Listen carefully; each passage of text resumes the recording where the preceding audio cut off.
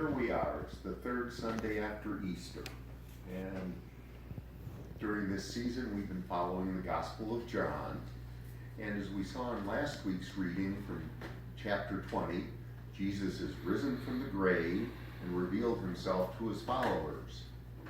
First, he did it to Mary, who bravely entered the tomb while the disciples were hiding. And Mary initially mistook Jesus for a gardener, blind to Jesus' true identity, but when he spoke her name, she instantly recognized her teacher. Jesus then revealed himself to his close followers. That evening, he entered the upper room where the disciples, except Thomas, were secluding themselves.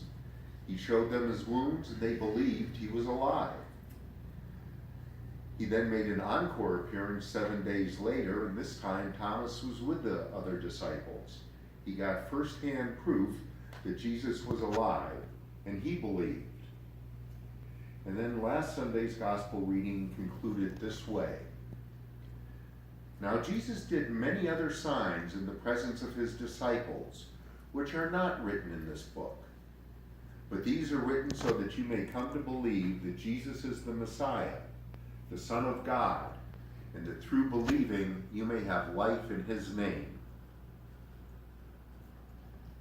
To me, that seems to be a pretty clear ending to the Gospel of John.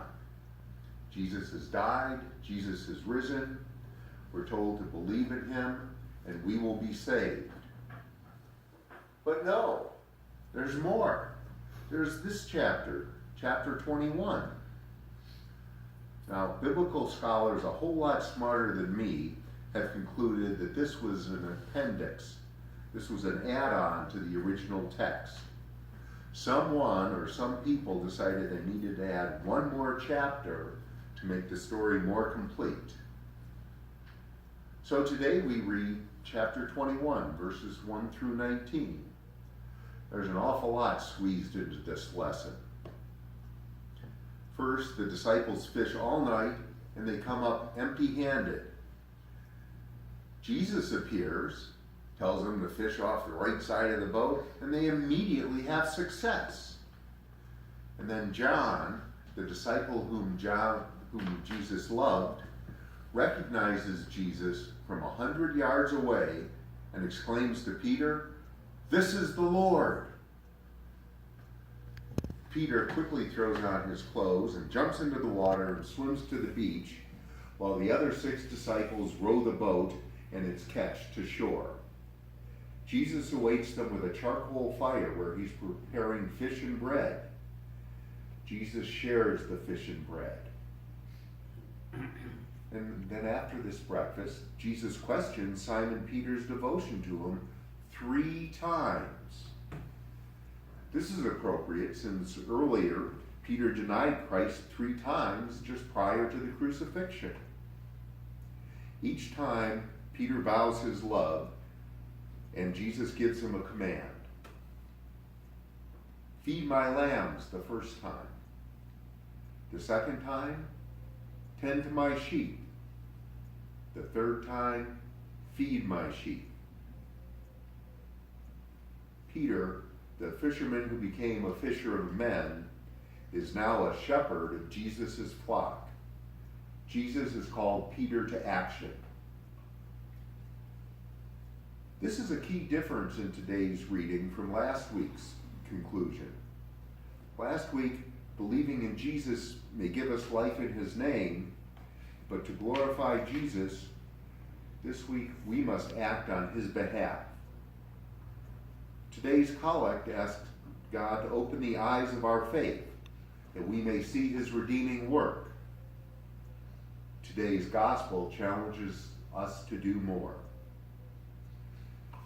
As we just sang in hymn 707, take my life and let it be consecrated, Lord, to thee. We must hold to him and do his bidding. And then take my hands and let them move at the impulse of my love. We must carry out his will through our works of faith. It reminds me of the law of attraction. You can think and visualize about your goals and dreams and visions, but to attract them, you need to act. You need to be in motion yourself. Otherwise, your hopes and dreams never materialize. So why did they add this chapter? Well, it was written about 100 years after Jesus' death, according to the scholars. So John was long gone, Simon Peter was long gone, certainly Jesus had passed and risen. And Peter, at this point, was looked at as the leader of the main branch of Christianity. The Johannine branch was struggling a bit, and so perhaps they added this chapter to give them some hope and determination. We see John is the one, John, the disciple whom God loved, is the first one to recognize Jesus. So clearly it indicates that he has more faith at this point than the rest of them. But Simon Peter, once he realizes it's Jesus, he's the one who takes action. He's the one who jumps into the water. He's the one who swims 100 yards to shore. So I think that this reading is calling the Johannine Christians to action. Yes, it's great to recognize that this is God, but you've got to pull your weight. You've got to do what you can do for God. And in this way, I think the reading speaks to us. We need to act. We need to do things like have our soup kitchen. We need to do things like have our clam chowder feed and pie fest. We need to help the sheltered animals.